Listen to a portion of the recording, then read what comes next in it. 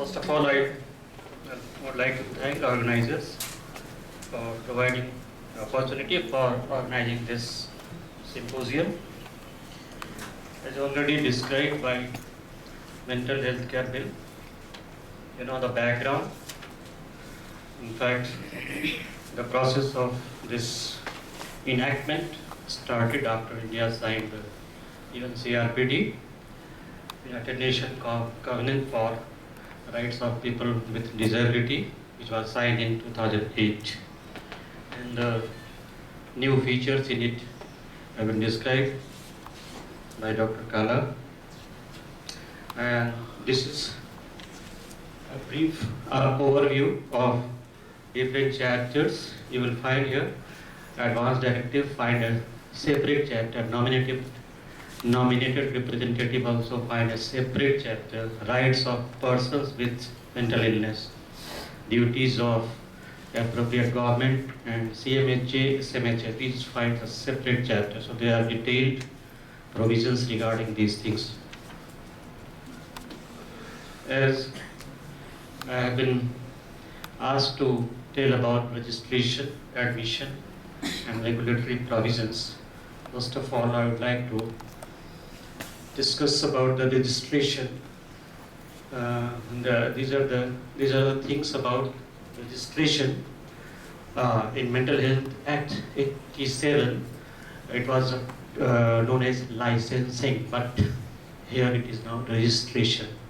And in previous act, there were provisions of visitors or anytime inspections. These provisions are not there in the present proposed bill. And as already Dr. Kala has described, there is provision that every mental health establishment will have to be registered, and the registering body are Central Mental Health Authority and State Mental Health Authority. There is also Clinical Establishment Act in some states, and there is a provision if the establishment is already registered under this Clinical Establishment Bill, the establishment will have to submit a certificate, certificate along with undertaking that the establishment fulfills the minimum standard. And for this registration, all the establishments will have to satisfy the minimum standards of facilities, services, and qualifications of the personnel working over there, and must have provisions of recording, reporting, or any other condition as specified by the Central Mental Health Authority. And different establishment may be classified into different categories.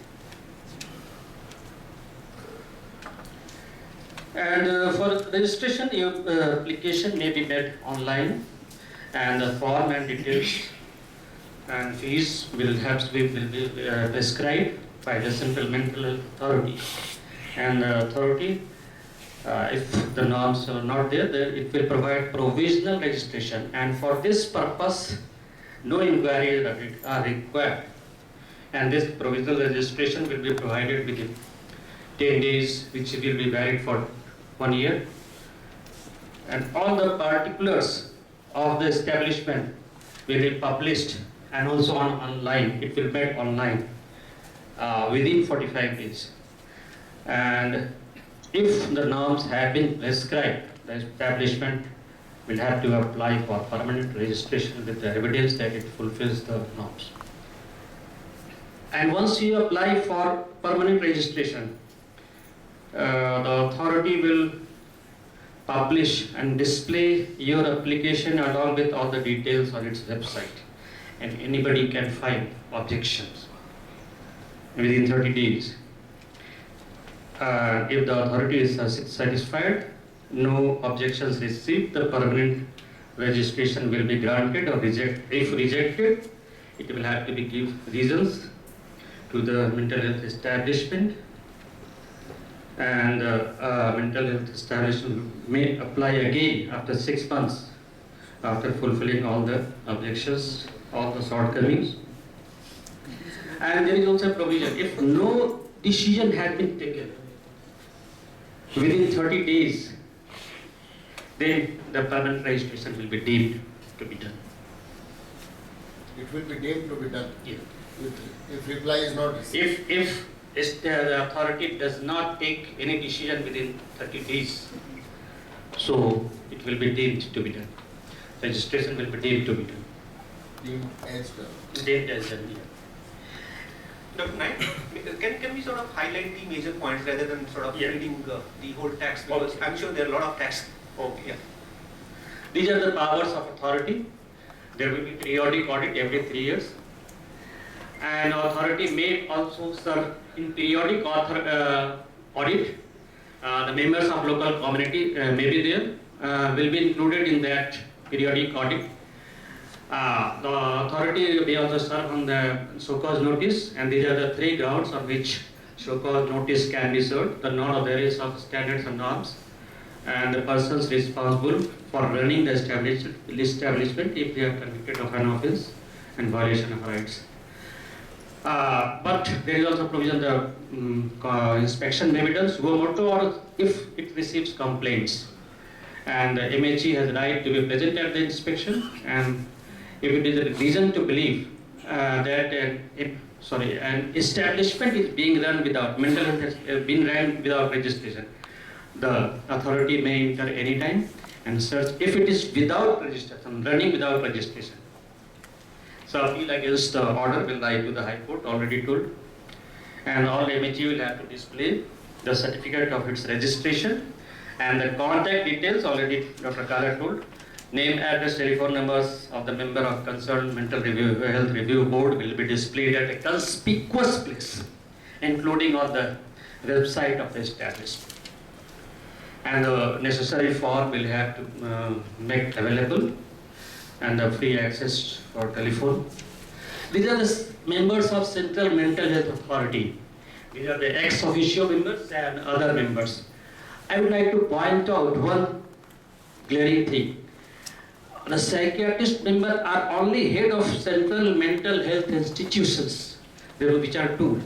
So Director CIP and Director NIMHANS will be the members.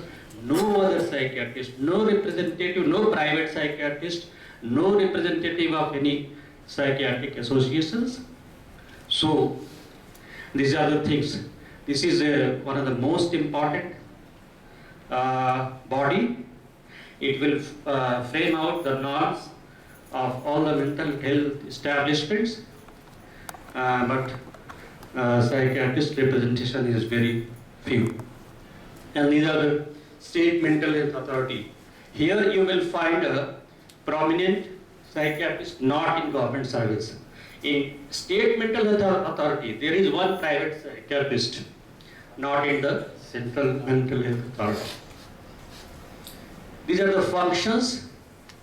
The first function is to register all mental health establishment, supervise all, make rules, regulations for registration of clinical psychologists, psychiatric social worker, mental health nurses, and they will also, this is also a provision that they will, the authority will train all relevant persons, including the law enforcement officials, about the act, and it will advise the central and state government on health matters.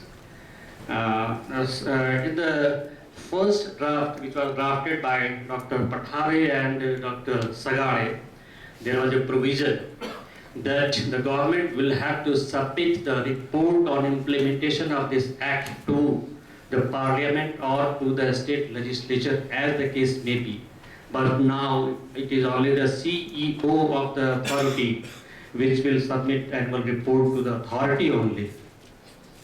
And they may also discharge such other functions as the central and state or state government decide.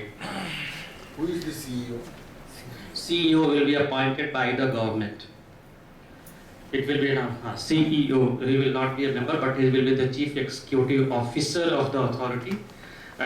He will be the main executing authority of the for the authority. And this mental health review commission authority, the central CMHA and SMHA, these are the administrative bodies, and this mental health review commission, this is the judicial body. There will be a 5-member national body appointed by the President of India, on recommendation of a selection committee consisting of the secretary of different ministries like health ministry, social affairs, social justice and empowerment, women and child health. And these are the 5 members. The chairperson will be a person who is or has been a chief justice. And psychiatrist with 15 years, these are the other members, more than 15 years experience, and these are the functions. They will appoint or remove the members of mental health review board and give guidance to mental health review board. What is mental health review board? I will just describe in the next slide. And these are the established in the districts of the state. These are the functions. They will review the advance directive and advise the central government on matters of promoting and protecting the rights of the persons with mental illness. These are the mental health review board. The MHRC, that is Mental Health Review Commission, will appoint it in the districts with the concurrence of the state government, and the number, location as per need and various other factors. Chairperson will be a district judge or a person qualified to be district magistrate or district deputy commissioner, and 2 mental health professionals. 1 must be a psychiatrist. These are the functions of the board. Advance directives, nominated will reserve other things. Now about the admissions. For the first section in the admissions, described that all admissions will be independent as far as possible. That is the section 94, and the section 95 describes about the independent admission. For independent admission, a person who is not a minor has the capacity to make mental health care and treatment decision. Has the capacity to make mental health care and treatment decision. And these are the provisions how we will be admitted. MOIC or the psychiatrist, they will decide. And if the person is admitted, he will have to abide with the rules of the MHE. But in the independent admissions, treatment can be given only with the informed consent. And the one important thing is that the patient may get himself discharged without the consent of medical officer in charge, subject to the condition of the next sections. These are about admission of the minor. In the first draft, it was written only in exceptional circumstances, but that has been deleted, and the minor will be admitted after the procedure laid down in the section 96. And these are the other things. 2 psychiatrists and all other things are more or less similar, but they will have to be accommodated separately from adults, and a nominated representative or attendant appointed by him will remain present with him all the time, and it will have to be informed to the mental health review board. This is about the supported admission, that is involuntary admissions within the 30 days. So it is again on the application of the nominated representative, and one as signatories has to be 1 psychiatrist, and the other one may be a mental health professional or a registered medical practitioner. And both independently conclude these things. The admission is limited to 30 days, and it has to be informed to the review board within 7 days, and in cases of women, within 3 days. And the person himself can apply for review of admission. And after 30 days, the patient has to be discharged under this act. And if it is to be, he is to be kept, the provision of the section 99 will apply. And once discharged under this section, he cannot be readmitted under this section for 7 days. And this is about more than 30 days. Here, both the signatories has to be psychiatrist, whereas in the previous section, one will be the other one may be the either mental health professional or registered medical practitioner. Can you just sort of point out in a minute, because I want more time for the discussion. Yeah. So this is the things. The duration of this for 90 days, 120 and 180. This emergency treatment already described by Dr. Kala. These are responsibility of the other agencies, police, magistrate, and these are the remedial measures. If for a patient persons with mental illness feels that his rights have been are being infringed, he or his nominated representative or representative of government registered NGO with his consent may apply to the review board, and the board may accept the application. He may be orally or on telephone, and the proceedings of the board to be judicial proceedings.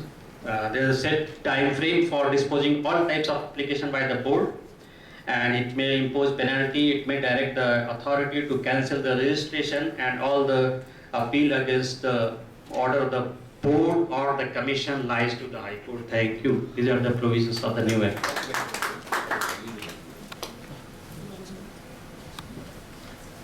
Do we have Dr. Chiranjan?